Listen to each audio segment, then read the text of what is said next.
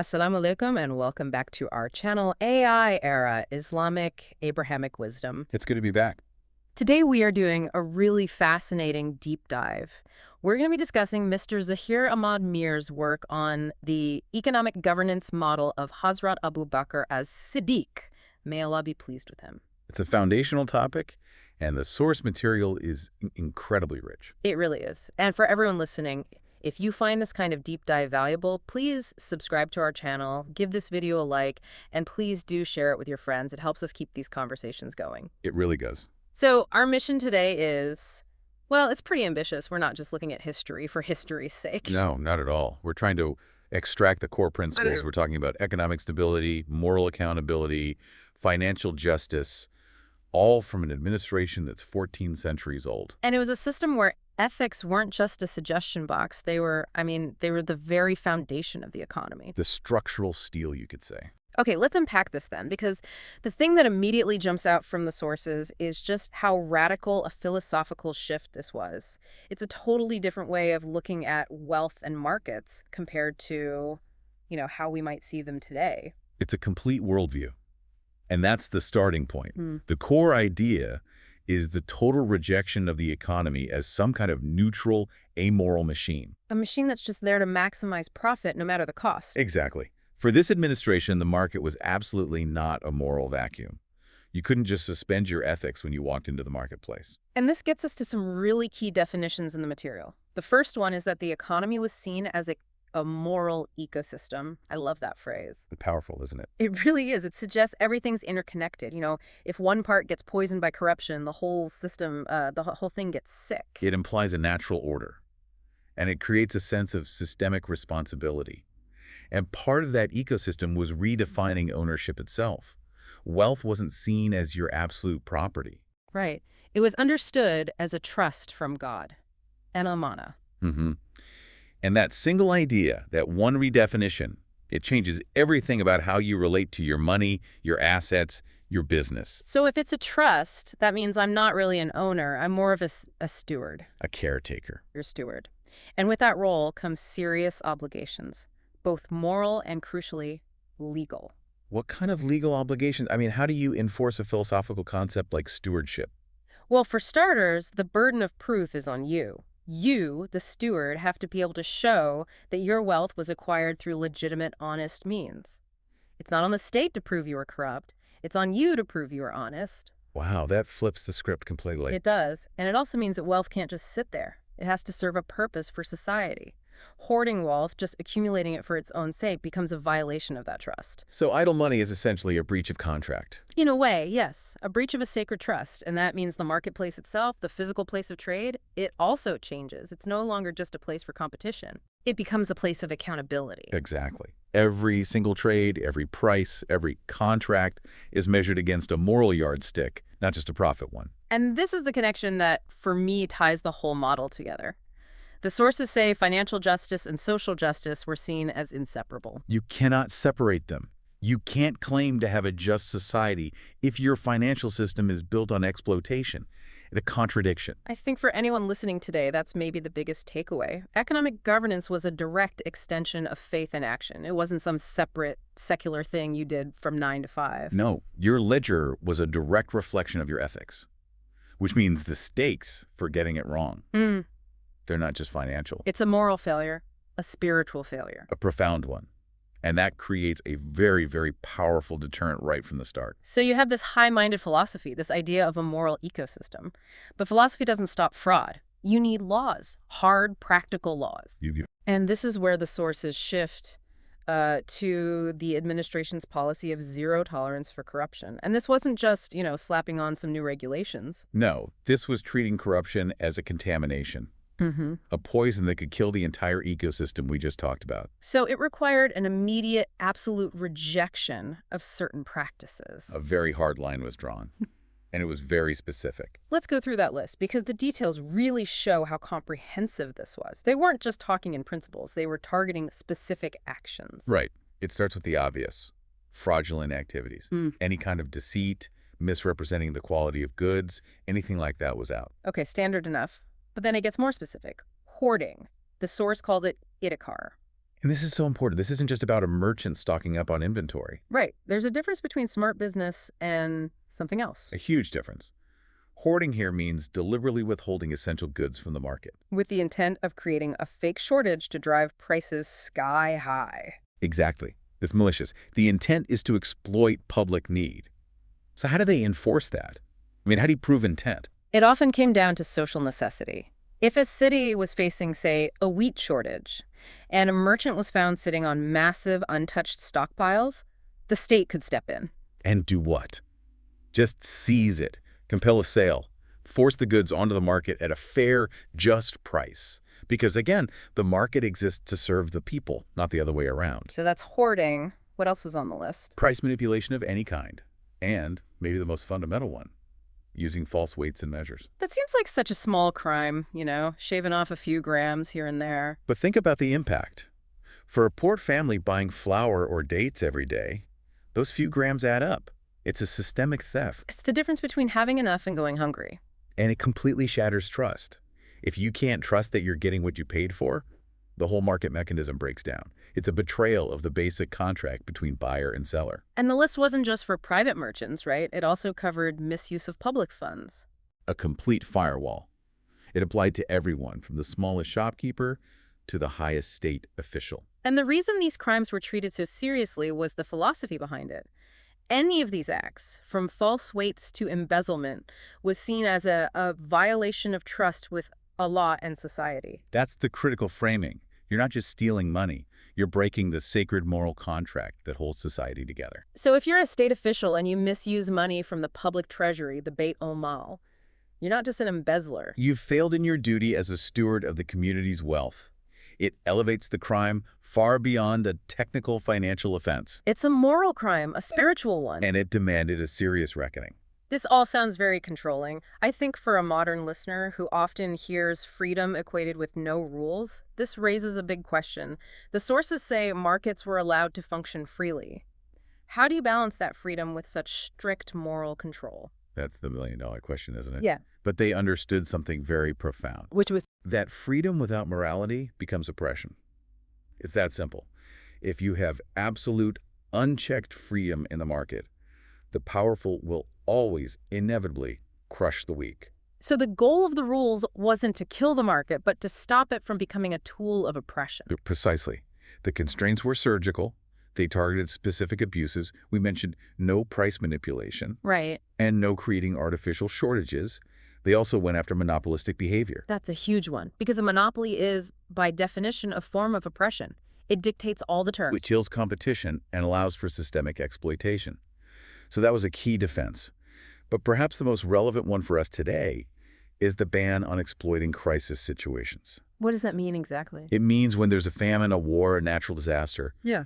you can't suddenly start selling water for 1,000 times its normal price. No price gouging during an emergency. Profiteering from human suffering was not just unethical, it was illegal. The state would intervene. So the market was explicitly there to serve people, not to exploit them, not to enslave them through debt or accumulation. The dignity of the consumer, especially the most vulnerable, was always the top priority. The economy was a tool for social well-being, not just a scoreboard for the wealthy. If the market's purpose is to serve the people, that must completely change the role of the merchant. You're not just a guy trying to make a profit anymore. Your role becomes elevated. You're a pillar of the community, a facilitator of that moral mandate we've been talking about. It connects back to that prophetic principle in the sources, that truthful merchants are partners of the righteous. Yes. Your business and your faith are not in separate boxes. They're completely integrated. Your balance sheet is a spiritual document. Which means honesty in your business dealings isn't just good for customer retention. It's a religious obligation. And so deception, fraud, that's not just a bad business decision. It's a profound moral failure. So you've got this dual failure system. If you're dishonest, you fail commercially when you get caught, but you've already failed spiritually. That's a lot of pressure to stay honest. Immense social and spiritual pressure. And it ties back to that idea of wealth as a trust. The sources are crystal clear. Wealth that you earn unjustly has no legitimacy. So even if your books show a massive profit, if you got it through fraud or exploitation, the system basically says that money isn't real, it's invalid. It's spiritual failure, disguised as economic success. And that, right there, is a massive aha moment for anyone studying this. So success wasn't just about being rich, it was about being ethically rich. An honest merchant with less money had more social standing than a wealthy, corrupt one. Absolutely. Their wealth had legitimacy.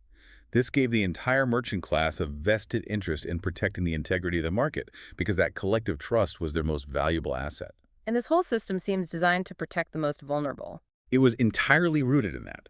The whole economic policy was centered on human dignity, not GDP figures. The question wasn't how much did we grow, but how many people are living with security and dignity. Which led to some very specific policies. It did. The first was guaranteeing access to essential goods. Food, water, basic clothing. These had to be available and affordable for everyone. That's a huge administrative challenge, isn't it? Making sure supply chains reach remote areas, for example. It is. It requires state oversight. And the second policy was actively preventing the poor from being crushed by inflation. Price stability. It had to be a priority because runaway inflation is a hidden tax on the poor that destroys their lives. And thirdly, as we mentioned, ensuring crises were not exploited for profit. The state effectively absorbed the risk. And finally, the sources mention something subtle, protecting against desperation-based exploitation. Right. This means you can't charge an exorbitant price to someone just because you know they're trapped and have no other option. A fair deal has to be fair in context, not just in theory. It's all part of a social contract. The market is supposed to uplift society, not just sort people into winners and losers. Exactly. Now, a system like this, with so many moral rules and legal demands, can't just exist on paper. It needs strong institutions to make it all work. It absolutely does. You need the machinery to turn the philosophy into reality. And the sources point to two main institutional pillars: the public treasury, the Beit al-Mal, and the system of mandatory giving, zakat. And we have to understand the Beit al-Mal not as just a dusty old vault where they kept gold. It was an active, dynamic economic tool. It had specific jobs to do. The sources outlined 4 key roles.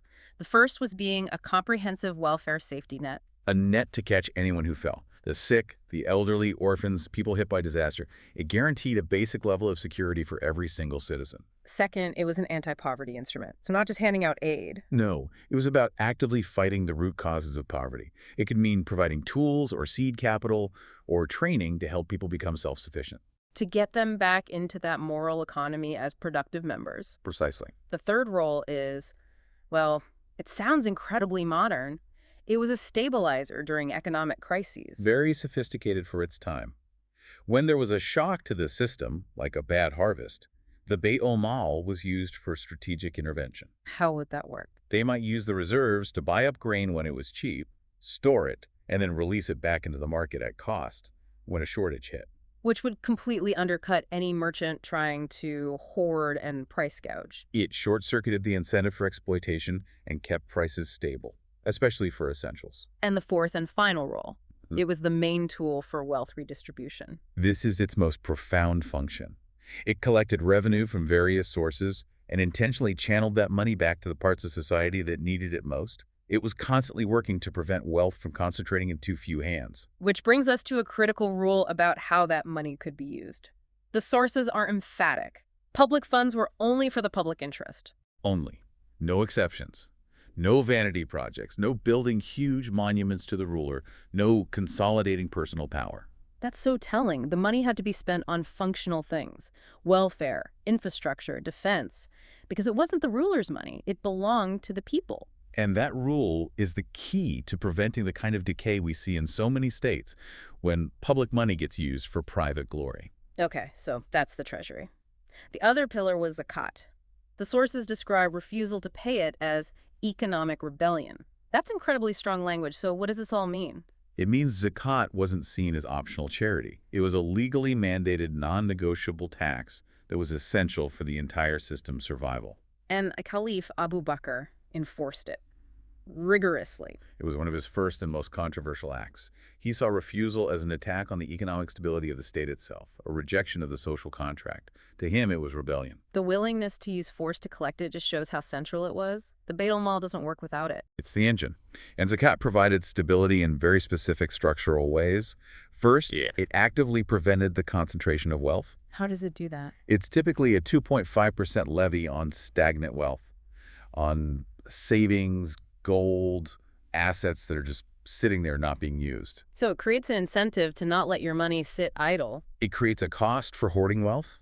It pushes you to either invest it or spend it, which gets it back into the economy. Which is the second effect. It supports the circulation of money. Exactly. It increases liquidity, stimulates trade, creates jobs. It keeps the economic blood flowing. And third, the obvious social justice part. It reduces inequality. It's a constant automatic transfer from the wealthiest to the poorest. It creates a floor of security. Yeah. And finally, by putting that money directly into the hands of the needy, it strengthens their purchasing power. It creates demand at the base of the economic pyramid. Which is good for everyone, including the merchants who are selling the goods. So when you see all that, you understand why refusing to pay was seen as economic rebellion. You're not just withholding money. You're trying to collapse the entire structure of financial justice. A system this dependent on trust and ethics. It all comes down to leadership. The person at the top has to be beyond reproach. Or the whole thing loses legitimacy overnight. And the sources give these incredibly powerful examples of the caliph's own personal conduct. It's the core of the model's success. The message was simple and undeniable.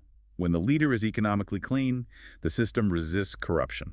And it wasn't just talk. The details are what's so stunning. First, the complete refusal of personal enrichment. Abu Bakr was a successful merchant before he took office. And he gave it all up.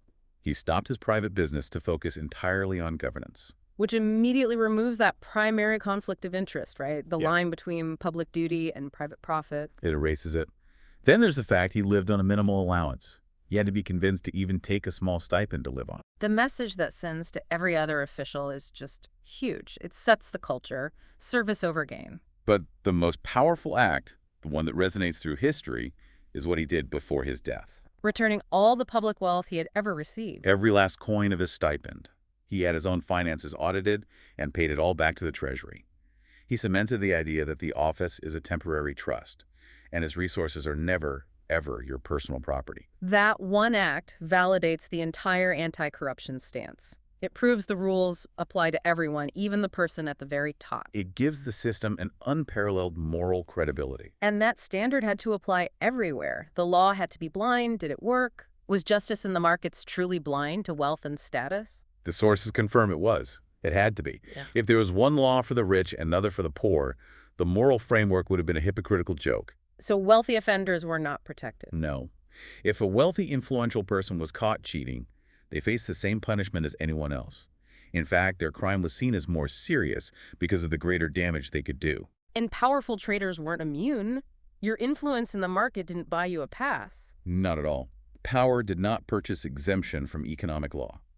And that's what builds real, lasting trust in a system. When the average person knows the rules are enforced equally, they'll participate honestly. This all points to a very different set of priorities, a different idea of what a strong economy even looks like. A completely different vision, especially when you contrast it with modern, short-term thinking. This model was built for the long haul. It valued societal health over quarterly returns. The sources list the priorities, sustainability over speculation. Right. Practices had to be viable for the long term, not just a quick speculative win that could destabilize everything. Stability over rapid, unsustainable gain. A predictable economy that supports everyone is better than a volatile one that creates a few billionaires and a lot of anxiety. And ethics over sheer growth figures. This is the big one. If a certain path to growth required you to exploit people or cheat the system, it was rejected. That's not real growth. It's just rot disguised as success. Exactly. And the final guiding principle was always dignity over mere accumulation. Success was measured in human terms. How many people are living securely? So the conclusion is that true economic strength doesn't come from exploitation or recklessness. It comes from trust, fairness, and discipline. That's the foundation. It is genuinely remarkable. We're looking at principles from the 7th century, and they feel so intensely relevant right now, today. How do we apply this model to an age of digital finance, AI, and transactions that happen invisibly in milliseconds? This is where the whole deep dive becomes urgent. The principles don't change, but the context does dramatically. When you swap the local marketplace for a global digital exchange, the moral mandates become even more critical. The challenge is applying ancient ethics to brand new technology. And ensuring that the tech serves justice, not the other way around. So let's draw those parallels. If the original model demanded transparency, today that means we need ethical fintech systems. We need transparent digital transactions. No hidden fees buried in code, no manipulative terms of service. The digital weights and measures, the algorithms themselves, they have to be fair, and provably so. And the rule against exploiting desperation, what's the modern version of that? Its modern counterpart is terrifyingly efficient. It's data-driven exploitation. Meaning, A platform uses your personal data, your location, your search history, your online behavior to figure out you're in urgent need of something, and then it automatically jacks up the price just for you. that's the digital version of the merchant preying on the desperate traveler. Precisely. And that leads to the AI problem. We have to demand fairness in AI pricing algorithms. We can't let them become tools for automated bias or digital price gouging. If the AI figures out you're poor or have fewer options and charges you more, it's automated injustice. It's a violation of the entire moral ecosystem. And the fight against monopolies in the old marketplace is now the fight against digital monopolies. Against the handful of massive tech platforms that control the flow of data, commerce, and communication for billions of people. They are the new oligarchs. And even the idea of hoarding changes. It's not about hoarding grain anymore. It's about hoarding essential data or monopolizing the digital infrastructure everyone needs to use. The core message from the model is that technology has to be a servant of justice. It can't be an excuse to get around moral rules. Technology just amplifies human intent. If the intent of exploitation, the tech makes it faster, more invisible, and globally scalable. We need governance that holds the algorithms accountable. And the people who write them. And the people who write them. In the 7th century, you could see the injustice on the shop floor. Today, it's hidden in a billion lines of code. This has been an incredible dive. The principles feel more timely than ever. Let's finish with the core takeaway from the source material. It's a quote that really sums up the entire model. It put everything we've discussed into one powerful statement: the relationship between growth, justice, and stability. The ultimate provocation for all of us from the 7th century to the age of AI is this: an economy without ethics may grow, but it will never be just and it will never be stable. That's the warning. Growth that's built on exploitation and moral shortcuts is built on sand. The injustice creates instability, it creates resentment, and it guarantees an eventual collapse, whether it's financial or social. True stability only comes from trust and fairness. It's the only kind that lasts. That really is a powerful summary of this whole governance model. It wasn't just a list of rules. It was an entire architecture for an ecosystem built on trust and dignity. It required incredible vision and discipline. It certainly did. And maybe to leave you, our listener, with one final thought to wrestle with. If our technology, now AI, blockchain, distributed ledgers, if it makes accountability almost instantaneous, if we can technically track every transaction, does that make it easier for us to be moral in our economics or harder? And maybe more importantly, in this age of exponential digital accumulation, how do we make sure our automated global economy actually serves that ancient principle of dignity over accumulation? A vital question for our future, and one that needs an ethical answer, not just a technical one. Thank you for joining us on this deep dive. We look forward to our next exploration.